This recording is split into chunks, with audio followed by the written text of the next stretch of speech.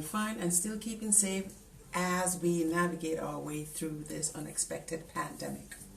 Well, it's been a minute, and wow, I can't believe I haven't been on here for a long while. In fact, my last video was exactly a year ago this month, yeah? Anyway, the truth is, I've had so much on my plate, and so much has happened since my last video. Some were really good, while some were not so good. But hey, in the end, we all overcome, right? My daughter's looking at me. Anyway, we're victorious people because we have a loving God who never leaves nor forsakes us. And that is all that really matters when you think of it. Okay? At the end of the day, as long as we know that God will be with us through whatever we go through, that is all that matters. Okay? So, just when I thought things were settled down and I could start putting out a new video for this year, because I should have done that since January. But just when I thought things were settling down or had settled down, COVID-19 came knocking on all our doors. And my, did it come banging.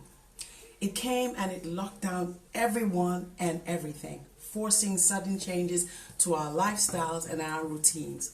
And as the case has been with millions around the world, it has taken me a while as well to come to terms with this new normal we're all having to deal with on a daily basis now. Because again, like many others out there who were now suddenly faced with being confined to the house and working from home, as well as homeschooling their children, I've also had to battle all kinds of limiting emotions that come along with being confined. And these emotions are emotions such as anxiety, I've had sadness, I've been depressed, and I've just had a host of negative thoughts and feelings too that have just been buffeting me, okay?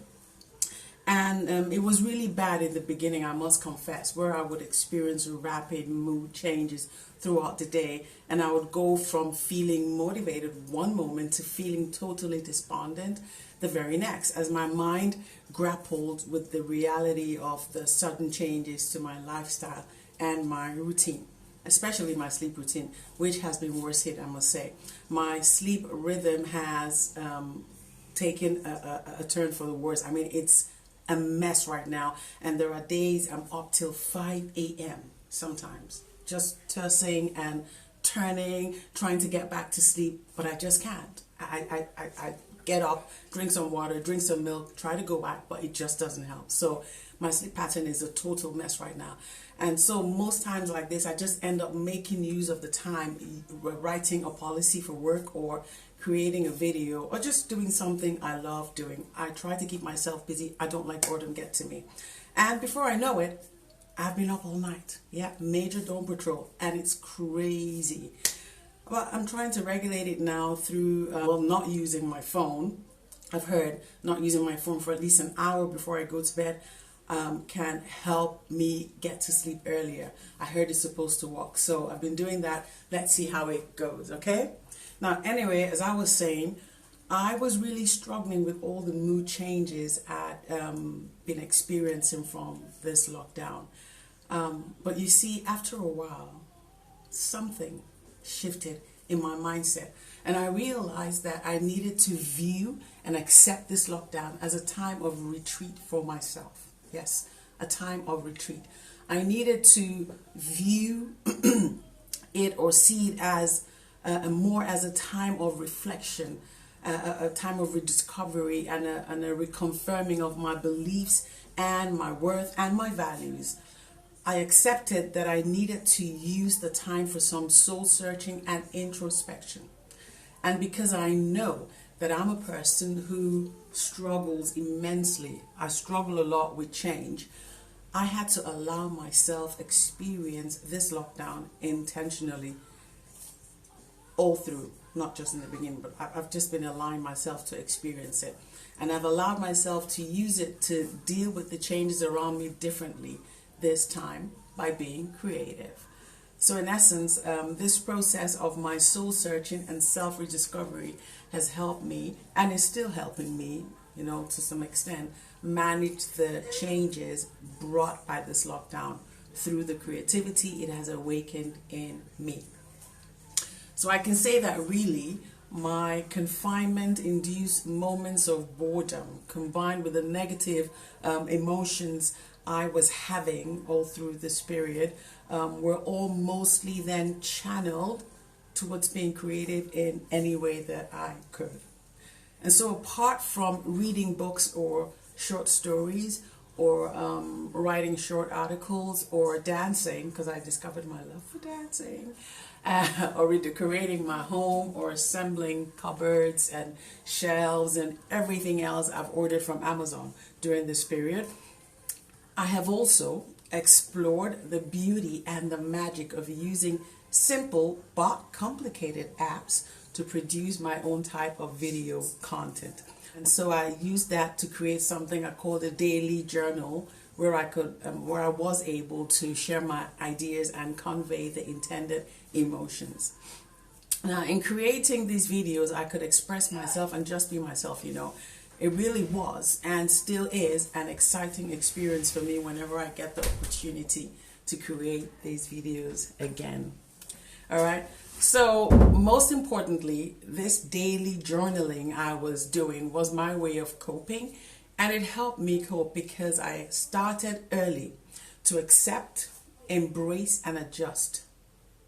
Accept, embrace, and adjust to the changes the lockdown forced upon me.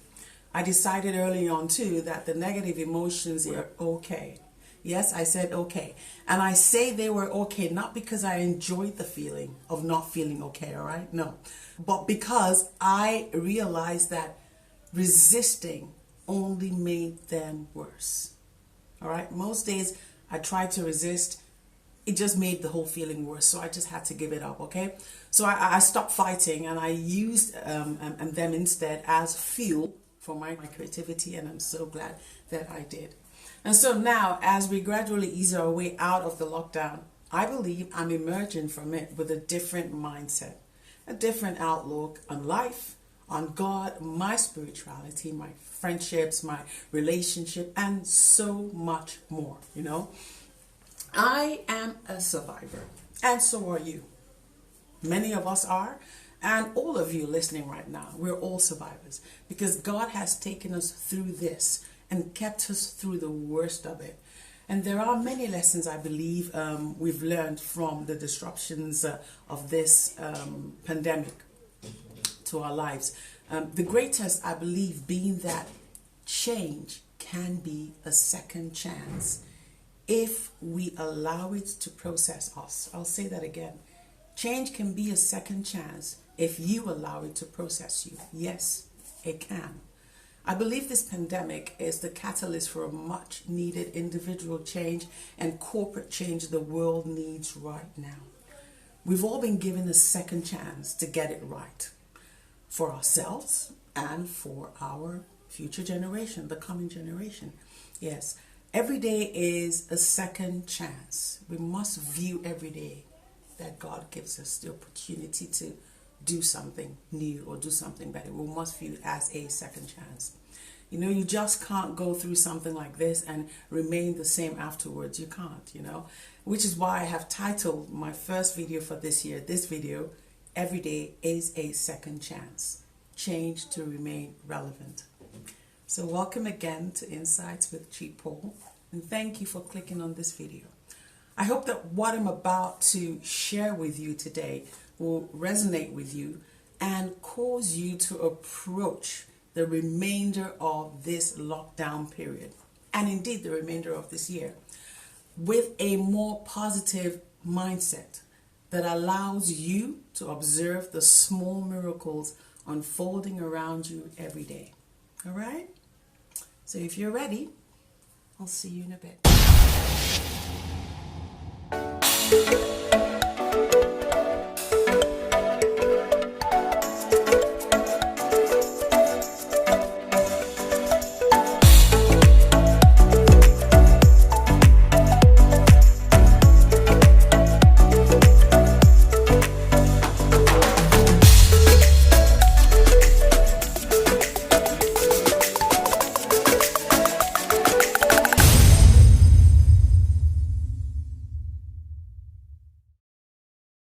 So I'm going to make this quick.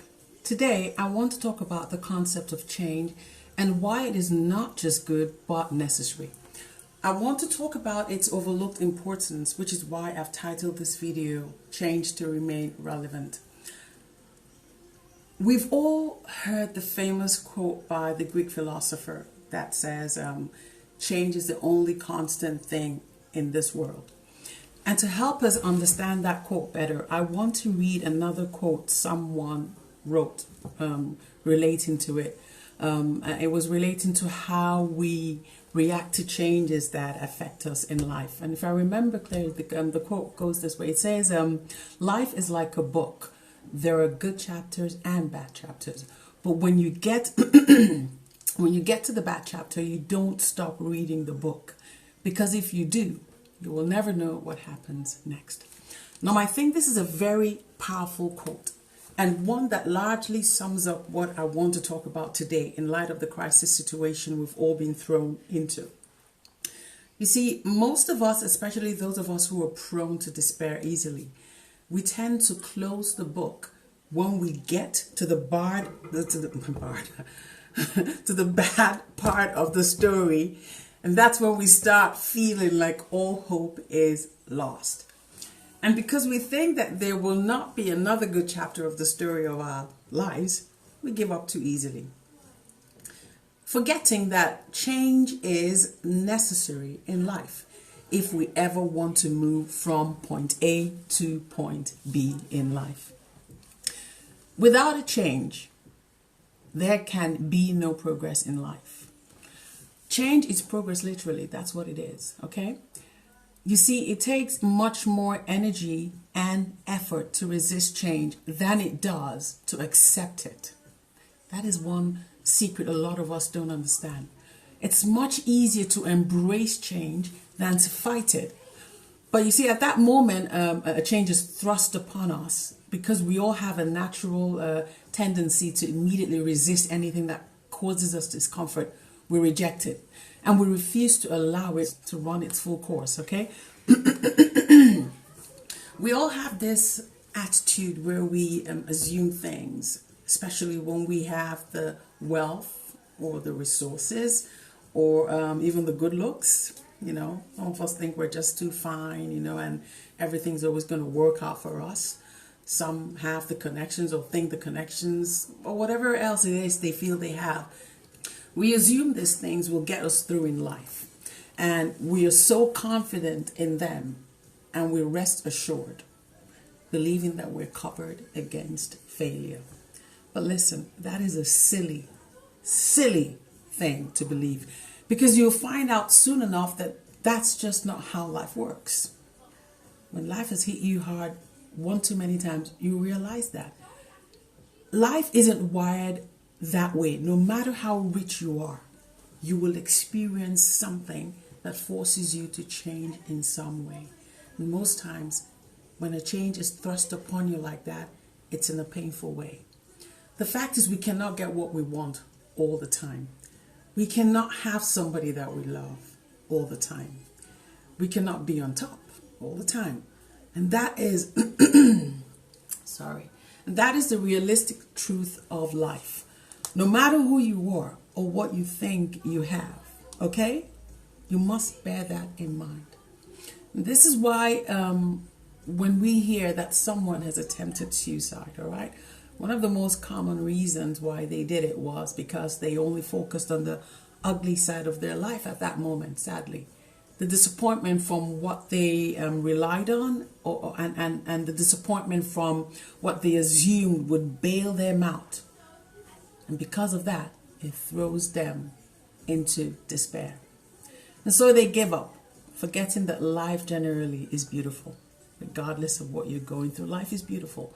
And it can be beautiful again for them if only they can hang in there long enough to allow the necessary process of transition to take place and develop the right attitude through which they can experience the change that life is offering them again through a second chance.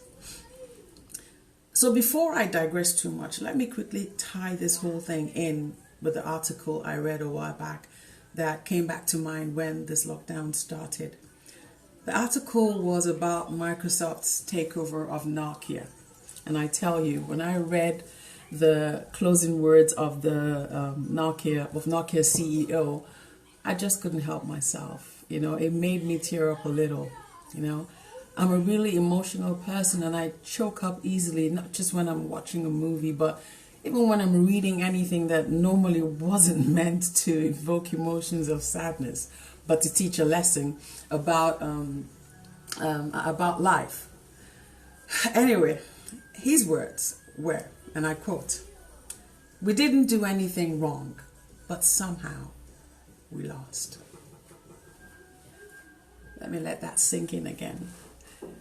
We didn't do anything wrong, but somehow we lost. Those were the words he said.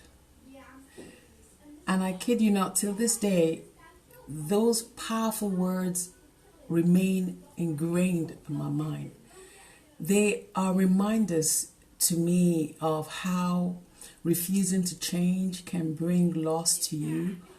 Because every time I remember those words, I'm forced to reflect on events of my own life where that phrase would be an appropriate and accurate summary of what has happened to me or I've even witnessed transpire. Now, before I go on, let me give some of you who may not know the full story behind the takeover a quick summary of what actually happened. It's a summary. I'm not going to go into details. I don't know the full story, but I'm just going to give a summary based on what I read. And then I'll stop there for now because I can see I'm out of time again. I'm trying to keep my videos short and interesting. So whenever I have a particular topic that I want to say more on, I just make a second video, okay? And I will be doing that for this one too, all right? Okay, so here's the quick summary of the Nokia takeover. Sorry, I'm sweating.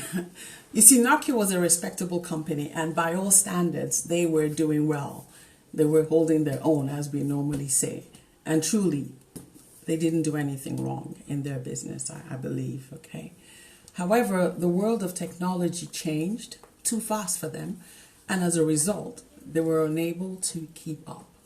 And the reason they were unable to keep up with the changes, the rapid changes, was because they didn't know how to swim the new waters. If you want to keep up, you must know how to move with the trends, okay? They missed out on learning about the new trends. They missed out on changing things like others were doing to keep up. And by that, they lost the very big and important opportunity at hand to become even more successful than they already were. Not only did they miss the opportunity to earn more and remain relevant, which is the most important aspect of change anyway. I think so. I believe so, rather, okay? It is the most important aspect of change, remaining relevant.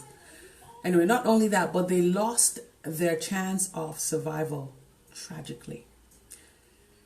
I'm out of time, guys. I have to go now. But I will conclude my talk in the next video where I will share about the lessons learned from what happened to Nokia. And I will connect it to how we interact with our personal situations in our lives and around us that require us to take steps towards personal improvement through change. More specifically, I will be referencing the opportunities for change we have had in this ongoing lockdown. So thank you for watching, and please don't forget to like, leave me a comment if you've enjoyed what I've said or if you want to say something with regards to what I've said, and subscribe if you haven't already done so, okay? You can also click on the bell symbol that appears down there and you'll always get notified when I post a new video. I love you guys.